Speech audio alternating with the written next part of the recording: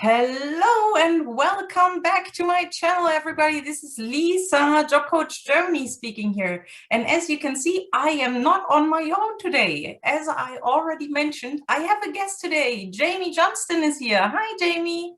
Hi, Lisa. How are you? I'm fine. Thank you very much. How are you? Good. It's really good to see you. Yeah, it's great to see you too. And I'm so happy that you take the time to talk to me today and let all of the followers and viewers, just participate in your experiences and the journey that you've had coming to Germany. So maybe just a little bit of background for you guys. Jamie and I, we met through her blog, actually. So Jamie has a blog that is called City Starlings, and she is sharing so many great experiences about the life in Germany and how to adjust to living in Germany, especially when you're an expat or a spouse of an expat. So check out her blog and we will go a little bit more into detail at the end of this session. But now let me first ask Jamie, what actually motivated you to come to Germany and live here? Well, a work opportunity actually brought both my husband and I to Germany. We were both working for a telecom in Madrid. That's where we were stationed there for about 2 years. And this telecom asked my husband if he wanted to move to the newly founded procurement center that they were creating here in Munich. And I actually started doing a little bit of investigating. I started knocking on some doors and realized that they were opening up a separate department for international roaming. Yeah. And I just interviewed for one of the project management positions. And a few months later, both of us, we were here in Munich working. Wow, that's actually really quick, very spontaneous decision. So that's amazing. It basically means that your husband switched internally, right? And have you been working with telecom before that in Spain as well? Yeah. Okay. So basically you both switched internally. This is really interesting. And did the company talk to your husband, or did your husband hear rumors about the new site that is going to be set up in Munich? He was at the local procurement department in Madrid, so he knew about it. He found out about it, and they actually came to him with an offer. Yeah. Okay. And yeah, it was actually a pretty good offer. We did a little bit of investigating about Munich because we had no idea what Munich had to offer as a city. Yeah. And we even came to Munich prior to making the final decision. Yeah. Okay. Just to see how the city was, and yeah, a great quality of life. So yeah, we don't regret the decision at all. That's great. And I mean, this is actually really helpful, and everybody that has the chance to come to Germany before actually starting this position, it's a very good idea to find out, okay, can I actually imagine myself living here? So you basically kind of did like a trip to come to Munich and find out, okay, what's the city like and how are the people, what's maybe the weather like? How long was this trip? It was just a weekend trip. So I think we arrived on a Friday and stayed through Sunday, but the company actually offered this trip for us. So we already had in mind to do it ourselves, but the company offered to do it. And since they were bringing other people from the Madrid office, as well as other offices from around this multinational has offices around the world. So they also brought other people on this welcome trip. So we actually got to meet people who would be our colleagues. Ah, interesting. That's really cool. Yeah. So that's great. And then sorry. Sorry. Go ahead, Lisa. So basically, they organized this look and see for all of the people that wanted to start working on this particular site in Munich. And were there other colleagues that you knew from Madrid, or just people from all over the world? There were people from all over the world. There were a couple from Madrid who I had not met before. Okay. So yeah, it was quite interesting. Yeah. Yeah. So, and then between this look and see journey and really moving to Munich, how much time did pass in between? Not much, honestly. Mm, A couple of months, maybe. okay. Maybe, And maybe, yeah, maybe 1 month, 2 months. I don't remember. This was actually 10 years ago. that's So what I wanted to ask. Yes. How many years have you been living in Munich now? I Hmm. mean, we honestly thought that this was going to be 3 to 5 year project, Hmm. but here we are 10 years in, Yeah. and I no longer work for the company, but my husband does. Yeah. And yeah, and we're still here. I mean, Munich is a great place to live. So Yes. And that, I mean, it's wonderful, first of all, that you had this look and see so that you could just get an idea of what it would be like living there. Yeah, I mean, if you come to a city and you just don't see any atmosphere of living there, then there's no point of moving there. Sometimes we have cities when it's just about the factory and there's not a lot of culture, but obviously in Munich, you have it all. Many people want to live in Munich. So, and that's why it's also very difficult finding a flat. So how did you actually go about that? Did the company help you relocate to Munich? they did help us, luckily. Good. Because I hear horror stories about people who are looking for flats Yeah. and have like these large portfolios that they have to put together. Yeah, it's we were lucky to have somebody that helped us look Mhm. for a house, which is Mhm. actually what we were looking for. We Yes. wanted a little bit of a garden Yes. because we like to barbecue and we had a dog, Mhm. so that was important to us. And so I think we looked at maybe 2 or 3 houses, Mhm. and we chose the second one. I don't think we even actually got to see the third one. That's great. I mean, if you have the feeling this is it, then you just go for it. Especially in areas where yeah, just the housing market is so popular, then you have to make very quick decisions, right? That's what they kept telling us. They said, as soon as you see something that you like, just Go for it. sign the contract immediately. Yes. Yes. Yes. So that's what we did. And then, did you take a lot of your belongings from Madrid to Munich as well, or did you have to buy everything new, or was the house furnished already? No, we actually moved into an unfurnished house. Mm-hmm. We brought a few things with us, not too many. Mm-hmm. Maybe like a sofa, maybe our dining room table. Okay. Everything else we just purchased here. Yeah. Okay. And can you tell when there was a point when you felt comfortable, like this is my new home for the first time? Do you realize? Because obviously moving to a new city and having to furnish a new house is a lot of, there are a lot of tasks that you have to do. And I think it takes a little bit of time until you realize, okay, this is my new life now. I'm actually starting to live here. Do Yeah. you remember when you had the first feeling of I'm home now in Munich? Yeah, I think so. I think we moved maybe in April, Okay. and that summer we bought some outdoor furniture. Ah. And that summer actually was pretty nice, if I Mhm. remember correctly. We had a really sunny, not too hot summer, Mhm. and just sitting out in our garden, and just enjoying being outdoors. I think that's when we realized, oh, this is wonderful. This is such a, Yes. you know, Mhm. we were happy. Yeah, and we still are. It's No, that sounds fabulous. I mean, there is a huge difference, I think, when you go into and start this journey thinking about, okay, we are going to stay here for a couple of years, 2, 3, 4 years, maybe. And that is what is very typical for expats who are being sent within the company abroad, and then they are maybe moving to another country at some point. So these expat projects sometimes, so from my experience, what I've heard is between normally 3 to 5 years, but you've been living in Munich now for 10 years. So you can actually say that it is your home now, right?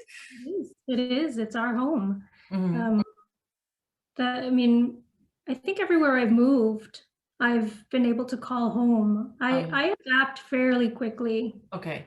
Yeah. So even when we moved to Madrid, Hmm. within a really short time, I felt at home as well. Yeah. Okay. So that's great. And so you said that you'd been working in the project management field, right?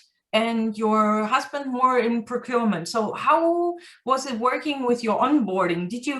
Was everything working in English? Did you have to learn German at some point? Or did the company help you adjust in your community at some point?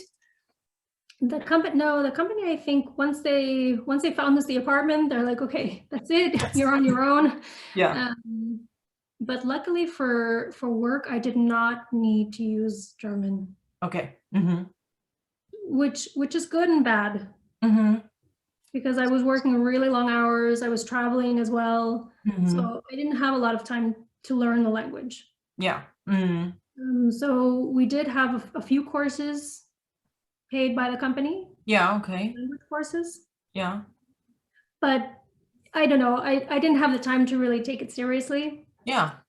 So because I didn't use it, I didn't put it to use. Yeah. So everybody in, I think my department, we were maybe around 25 people, Okay. and we were maybe from 12 different countries. Mm-hmm. So it was very multiculti, and we all spoke English. Yeah. Mm-hmm. And even I think we had maybe one German and one Austrian on our team, and they spoke German beautifully, and I think even more languages. They spoke Spanish and other languages. So yeah. So I mean, if you're working in an international team, it's normal that you speak the language that all of them can understand. There is, I mean, it's just a question of respect and that everybody feels involved. So that's why it's very normal when the language is English that you just stick to English and then you don't have to switch to German. And how about your private life? Did you have to use it, for example, for going to the supermarket and so on? I mean, Munich is quite international. I think the people know how to speak German as well, English as well.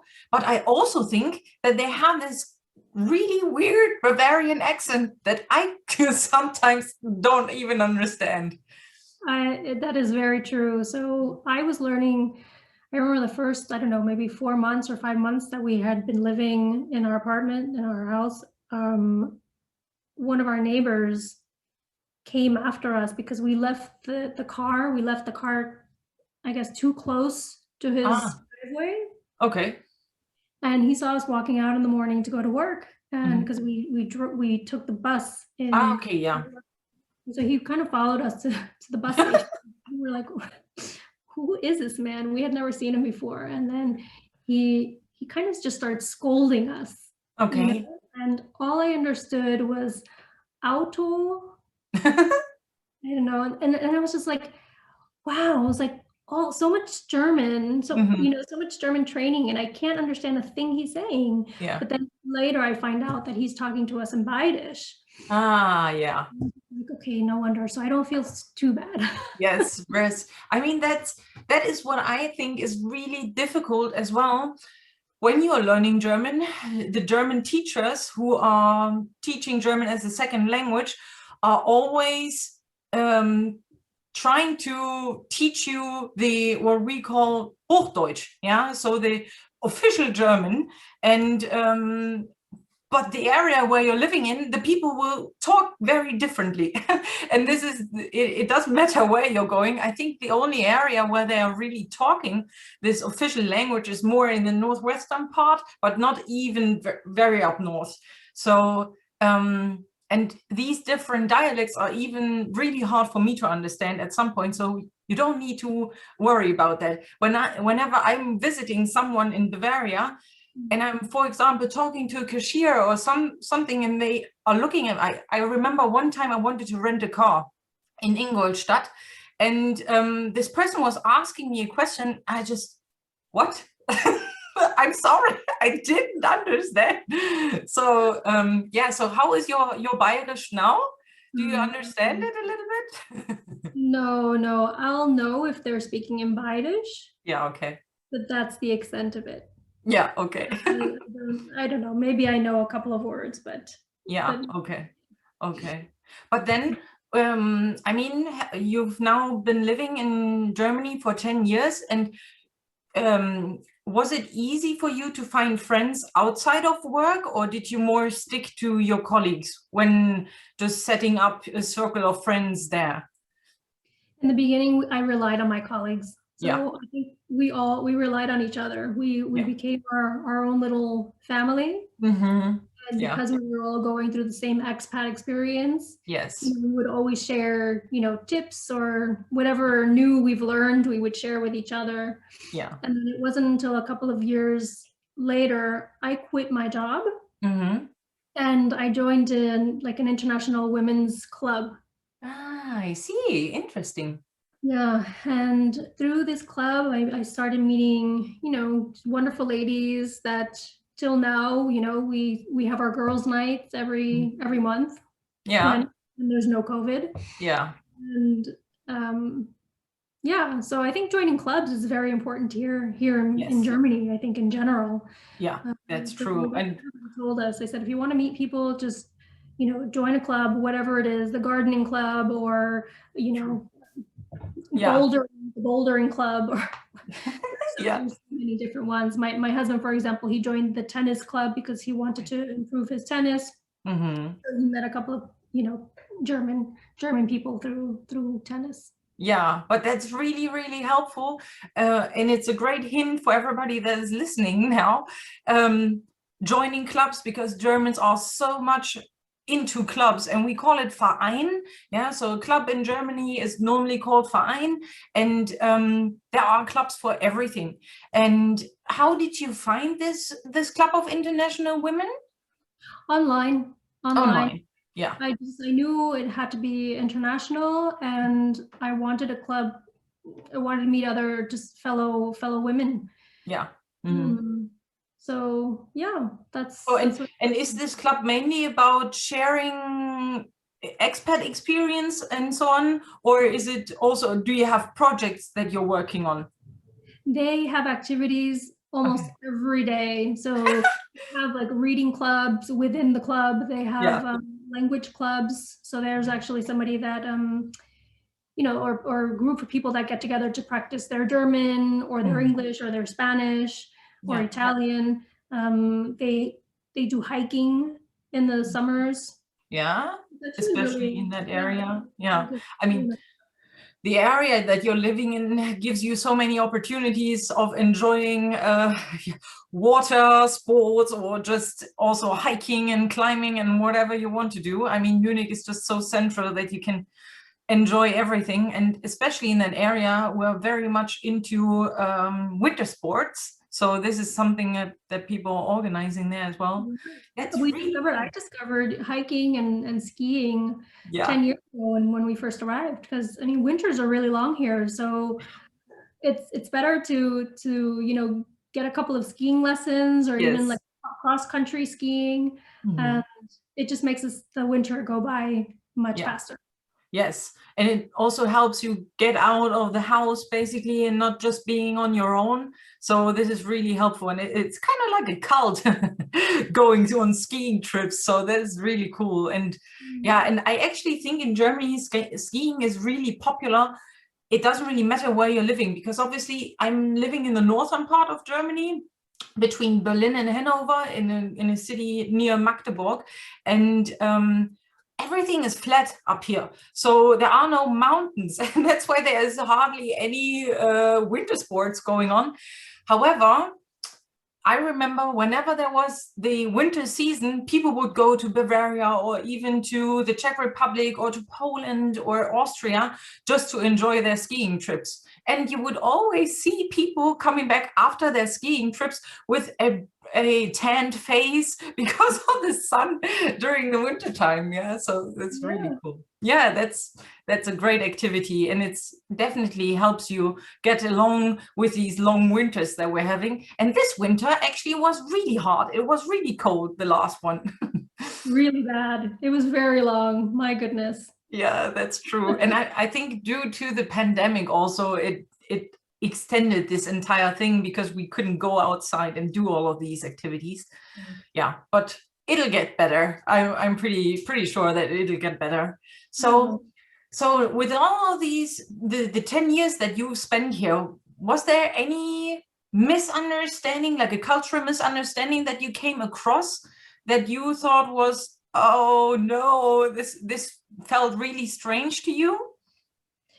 Yeah, I think several things. I don't know. So the opening hours for stores. Oh yeah. That for us in the beginning, I mean, now we're used to it, and now we prepare ourselves, but in the beginning it was so hard because we were coming from Madrid, where everything is open till 10 p.m. Yeah.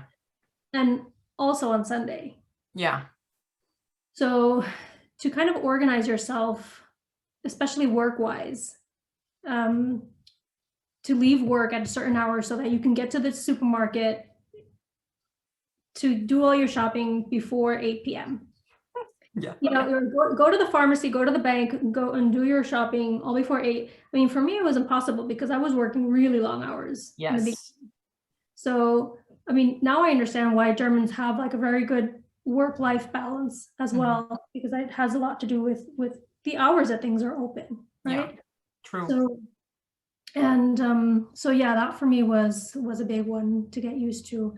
And then I think lack of spontaneity, or organizing, like planning dinners, for example. Yeah. Very simple one. Having dinners with your German friends. Mm-hmm. Germans plan everything. Yes. They have their planner, and I remember coming home one day, me and my husband try to go out once a week. Mm-hmm. We call it our date night. Yeah. And our neighbor, we came home at the same time from work, and we said, "Hey, Marele, we're going for dinner in about a couple of hours. If you want to join us, let me know." And she pulls out her planner and she's like flipping through her pages, and she tells us like 2 months from now, I'm available for dinner. And I was like, Marele, when you're available, just let us know. Yeah. We'll organize something. Yeah. And it, you know, she's one example, but there's several more, you know, with German friends. It's yeah, you have to plan everything with them, yeah. which has been good because I wasn't very good at planning before. Mm-hmm. Not my personal life. Mm-hmm. and now I try to plan ahead much more. Yeah, yeah. But I can totally relate to everything that you've said. So the first thing about the supermarket, I used to live in England for a couple of years, and every store was open on a Sunday. I thought it was really comfortable for me, because then after a long week of working on a Friday, I would come home, and then I knew, okay, I can relax now. I can just put up my legs, and if I didn't want to leave the house on a Saturday or just do everything like going to a restaurant or everything, I could do that all on a Saturday. I didn't have to worry about doing all of the grocery shopping just on one day. I could take some time on a Sunday, for example, to just get the groceries for the week. And that was really helpful for me. But I totally understand as well that in Germany, we have this Sunday. It is a holy day. And basically, this is when you get rest. And I don't know how it is in Munich, but typically when I go outside on a Sunday, I would go more into the nature, because in the city, nobody's ever there. They are just gone. And then especially about this topic of organizing your private life. Yes, the Germans are really strange when it comes to that. But I realized that with myself as well. Whenever somebody is asking, can you come over for dinner? When do you have time again? It's just like, oh, I have to look into my calendar first, and then we can talk about that. And I actually kind of feel bad if I have to say, okay, there is no time when because it's obviously always about making the priority. But if you have so many commitments like your work and your clubs and your family and your friends, and obviously, especially when you're an expat, you still want to be in contact with your family, and you then always have to consider, okay, what's the time change, where are they living, and what is their schedule as well. And then you want to just find a spot when you can talk to them. So when I was abroad, I would always, I wanted to talk to my family once a day, but this didn't work out. So I was very lucky when I was able to talk to them at least like once a week. And so this is very difficult as well, I think. So with all of the commitments going on, that's why a little bit of planning is very helpful. But sometimes I just think it's sad that we are not that spontaneous. Yeah, and even when it comes to events, like cultural events, like concerts. Oh yeah. All that, like when I start looking for concert tickets, yes, everything's already sold out. Yes, true. That's true. They are here. They are. Oh yeah, that is so true. Yeah, you have to be very quick. And what I normally do then is I look up, so whatever event I want to go to, I normally block a time slot in my calendar, so I know, okay, on this day is the sale, so I have to buy it in that time frame. Oh, but it's yeah, it's not a lot you can do about spontaneity here. So and so then you have your blog, right? And and you said that you have quit your job. So what are the things that you are currently most interested in? What is something that you are researching the most for your personal development, as I would say? Wow, my day consists of research. Okay. So I do a lot of research for the blog. Yeah. So anything cultural, anything related to expat life. Yeah. But it's really great because it gives me it's a way to meet people. So I've met you. Yes. I've met so many interesting people just because I do a lot of research, and I'm like, okay, what can be interesting for an expat in Germany or an expat in general? And when I start writing my articles, I like to include interviews or advice from locals and other experts as well. So yeah, it's a wonderful way to keep up to date with what's going on in Germany and expat life and getting to know people. And then blogging just keeps me busy with this whole SEO and content management and a certain way of writing for searchability and things like that. And then I do courses for project management. So I was certified years ago for project management for PMO. Things have changed, and now there's agile specializations. So I use Coursera. Coursera is a free online, well, yeah, it's mostly free tool for learning. So I use Coursera to learn most of what, like UX design and agile specializations. I do things like that. Yeah, and then I do a lot of research on YouTube and blogs for blogging tips and SEO. And then yeah, I love reading, for example. Right now I'm starting a book called The Culture Map. So let's see how that goes. Yeah, I need to take that down. I need to take a note of that. Yeah, The Culture Map. Okay. Maybe I've seen that before, but I've never, okay. Great. That's wonderful. And I mean, it's really, really helpful what you're doing. And with all of the articles that you put out there, it's for everybody that is interested or just considering of moving to Germany. They find so much information on your blog.